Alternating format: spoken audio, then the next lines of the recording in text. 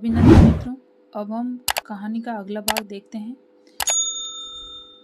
सबसे पहले है मंजुल भगत की कहानियाँ और इसमें है आखिरी बयान, महत्वपूर्ण है, कितना छोटा सफ़र, सफ़ेद गोवा, मृत्यु की और बेगाने घर में और 52 पत्ते और एक जोकर। इसको याद कैसे रखें कि भगत कहते हैं कि अब जुलो ये कहानी का आखिरी बयान है।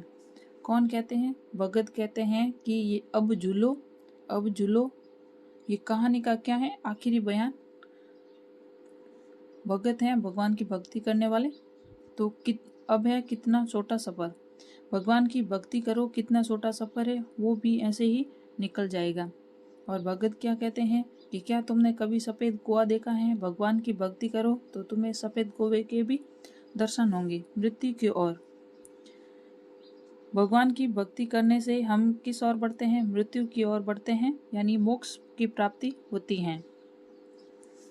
भगत कहते हैं कि क्या होता है कि जब हम भक्ति करते हैं तब भी हम कहाँ? मृत्यु की ओर जाते हैं। अगला है बेगाने घर में। बेगाने घर में यहाँ से लेंगे मंजू। मंजू झूलते झूलते कहाँ चली गई हैं? बेगाने घर में चला गई हैं। मंजू कहाँ गई हैं? झूलते झूलते। मंजू गई हैं झूलते झूलते बेगाने घर में। और मंजू ने झूलते झूलते क्या किया?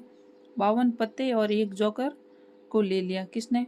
मंजू ने झूलते झूलते क्या किया? 52 पत्ते और एक जोकर ले लिया और झूलते झूलते कहाँ चली गई? बेगाने घर में, किसी दूसरों के घर में। अब है कमलेश्वर जी, इनकी कहानी और कहानी संग्रह देखते हैं। सबसे पहले है इनका वास्तविक नाम। इनका वास्तविक नाम है कैलाश सक्सेना जी। और ये एग्जाम में आया हुआ है कि कमलेश्वर का वास्तविक नाम क्या है, तो कैलाश सक्सेना। कहानी संग्रह है इनके राजा निर्बंसिया 1957 में, कस्बे का आदमी 1958 में, खोई हुई दिशाएं 1963 में, मांस का दरिया 1966 में, बयान 1973 में, आज़ादी मुबारक 2002 में। अब हम इनके कहानी संग्रह को ट्रिक के माध्यम से याद करेंगे और ये क्रम भी याद हो जाएगा। सबसे पहले है कि कमलेश्वर अपनी कहानी से याद आ जाएगा कि ये इनकी कहानियाँ हैं। तो कमलेश्वर अपनी कहानी खोजते खोजते राजा निर्बंसिया के वहाँ चले गए। कहाँ चले गए? राजा निर्बंसिया के पास चले गए और कहा, मैं उस कस्बे का आदमी हूँ और मैं खोई हुई दिशाएं ढूंढ रहा हूँ। क्या कर रहा हूँ? कि खोई हुई दिशाएं ढूंढ रहा हूँ। मुझे बस मांस का दरिया यानी नदी होती हैं, तो मुझे बस मांस का दरिया मिल रहा है। मेरा बयान यही है कि मुझे आज़ादी मुबारक हो। ये इनका क्रम आ गया।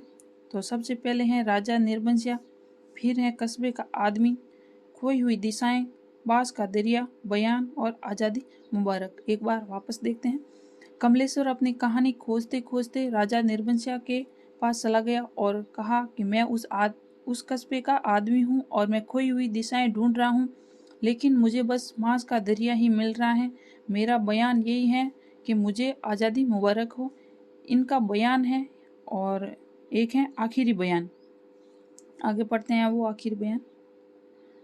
मंजुल भगत का पढ़ा था हमने आखिरी बयान, और इनका है बयान। ये याद रखना है, कंफ्यूज होंगे। मंजुल भगत का आखिरी बयान है और इनका है बयान। ये रहा मंजुल भगत का आखिरी बयान। और बयान किसका है? कमलेश्वर का। बयान कौन देगा? इसे याद रखते हैं कि बयान कौन देगा? कमल देगा। और मंजुल क्या करेगा? मंजुल भगत का क्या है? आखिरी बयान, मतलब भक्तों के पास है आखिरी बयान। अब इनकी कहानियां हैं कमलेश्वर की। कमलेश्वर को हम कमल के फूल के रूप में यूज करेंगे, इसको अन्यथा नहीं लेना है, बस याद करेंगे। इनकी कहानियां हैं फरार, जो कि इनकी प्रथम कहानी है। नीली झील है, लेकिन नीली आंखें याद रखनी भीष्म साहनी की है। मैंने याद करवाई थी कि भीष्म साहनी को नीली आंखें कैसे रखें। देखिए, जैसे भी हम किसी की नीली आंखें देखती हैं तो वो हमें भीष्म लगती हैं, या फिर भीष्म साहनी नी से नीली आंखें होगी। तो भीष्म क्या लगता है किसी की नीली आंखें देख ले, क्योंकि हमने कभी नीली आंखें नहीं देखी हैं। जॉर्ज पंचम की नाक, ऊपर उठता हुआ मकान, नंगा आदमी कहानी, लेकिन नंगा कहानी जो है वो संजय की है। और यामा द पीट कामरेड, लेकिन कामरेड का कोट कहानी भी संजय की है। उड़ती घटाएं, अनाथ पिंडक सूत और सारिका पत्रिका के माध्यम से कमलेश्वर ने क्या किया है? समांतर कहानी आंदोलन चलाया है। चले अब इसको याद कैसे रखें वो देखते हैं। सबसे पहले है कमलेश्वर। कमलेश्वर को याद करेंगे। फरार, कमल। कमल, इस कमल ने क्या किया कि ईश्वर बनने का नाटक किया, तो वो उसके बाद क्या हुआ, फरार हो गया। कौन? कमल ईश्वर बनने का नाटक किया, फिर फरार हो गया।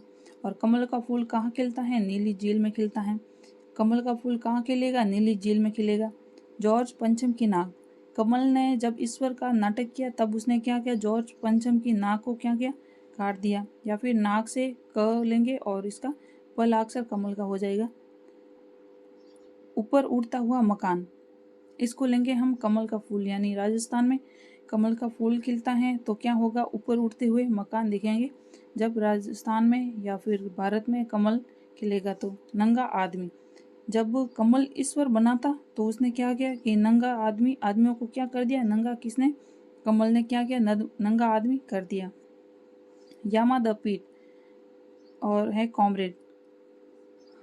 कमल का फूल कहाँ खिलता है? रात में भी खिलता है। तो यामा द पीट, कमल का फूल कहाँ खिलेगा? यामा यानी रात में। और कॉमरेड, कमल का फूल यानी कमल जब खिलता है तो क्या होगा? काम ही काम होते हैं और रेड नहीं पड़ेगी। कहाँ? हमारे यहाँ क्या नहीं होगा? काम ही काम होगा, रेड नहीं पड़ेगी। उठती घटाएं। घटा मतलब होता है कि बादलों में जो बादल छाए हुए होते हैं वो होती हैं घटा। तो उठती घटाएं, जब कमल का फूल खिलेगा तो क्या होगा? उड़ती हुई घटाएं दिखेगी, ज़्यादा से ज़्यादा होगी। और अगर कमल का फूल खिलता है तो क्या होगा? जो अनाथ पिंड है वो उनको क्या? सूत यानी पुत्र बना देंगे। कौन? कमल। कमल का फूल क्या करेगा? अनाथ पिंड है उसको भी सूत बना देंगे।